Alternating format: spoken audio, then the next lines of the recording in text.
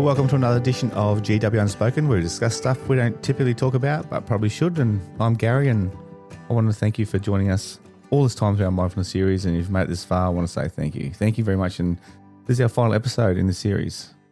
I want to thank you not just for listening, but for choosing yourself, even if only for 10 minutes a week. That's enough. That's something. And today I want to leave you with one simple truth. The moment you're in is the one that matters most. Man, our teens need to hear that message, don't they? It's not the one where you were trying to fix yesterday. It's not the one you're worried about tomorrow. It's this one right now. You're breathing, you're holding the shoulders you forgot to relax. Now let me ask you something. When was the last time you were really here? Like really here? Not scrolling, not rushing, not thinking about how to be better, faster, more useful, more lovable, but simply just being. You know, presence is so hard because we weren't raised in a world that teaches presence. We were raised in a world that teaches survival, that values productivity over peace, achievement over alignment, and yet your nervous system, your whole biology is crying out for stillness.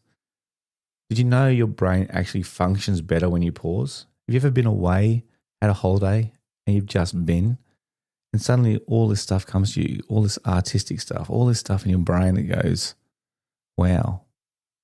You can start articulating things better. You start feeling more free. When you're fully present, you can process information more effectively, and that reduces cortisol levels, and that's when your creativity actually increases. So present isn't a luxury. It's neural protection. It's survival. But the healthy kind of survival. I want to tell a story now. It's about a man I met. He is a father. I won't name names, but he told me he spent years waiting for the right moment to be the dad his kid needed. Hard worker, spent his time on the road. But it wasn't the birthday party or the holiday that changed the relationship. It was the moment his daughter spilled her milk in the kitchen. Instead of yelling, he knelt down, wiped her tears, and just said, "It's okay. Accidents actually happen." That moment, that was the one moment she actually remembered. Not the ones where he worked so hard and had to plan for. And so mindfulness lives there in the tiny, quiet moments that no one claps for. But they heal us individually. They change the script and they make us feel safe. And look, if you're feeling anxious or disconnected or overwhelmed, I want to remind you, you don't need a yoga mat for mindfulness. You don't need perfect conditions. You don't need silence. You just need right now. The sound of your breath, the feeling of your feet, maybe even looking at the light through the window, looking at a great sunset, maybe looking at a great sunrise if you're an early riser. That is where your power lives, not in doing, but just in being. You know, let's just try something together before we close this season. If you're walking, just slow down a little bit. Right now, if you're listening to this and you're driving, just soften your grip around the steering wheel. And if you're still, even better, take a deep breath in, pause, and breathe out. Have a longer pause.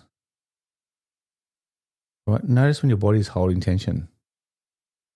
Your jaw, your neck, your chest, and just once you realize it, try and let it go. You're not behind. You're not broken. You're not too late for this. You are here, and that is enough. And before we wrap up this series, I want to say something personal. You're not the only one trying to hold it all together. You're not the only one learning how to live softer, not harder. And you're never alone.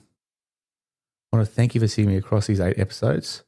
Mindfulness isn't a box to tick. It's a way to come home to yourself one breath at a time. I want to give you some 3 action steps before we leave, just to see if your journal prompts are working, but also to be more specific around your mindfulness practice for this week. Number 1, phone-free moment. Choose one daily task like making coffee or walking to do without your phone. Write it down, commit to that action. Number 2, be a presence partner. Ask someone you trust to call you out, just gently, when you're not really present. Maybe you're not giving eye contact when you're listening, or they can actually see that you're actually fading away from conversations. Right?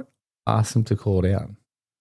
And number 3, a breathe anchor. Pick one activity.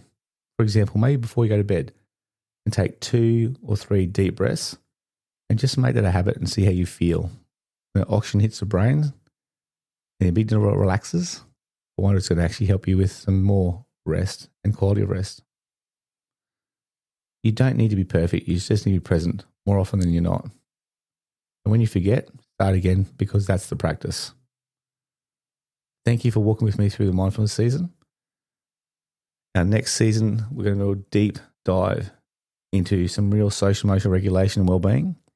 And the topics are going to be influential, hopefully, to a variety of people. Thank you for joining us for GW Unspoken.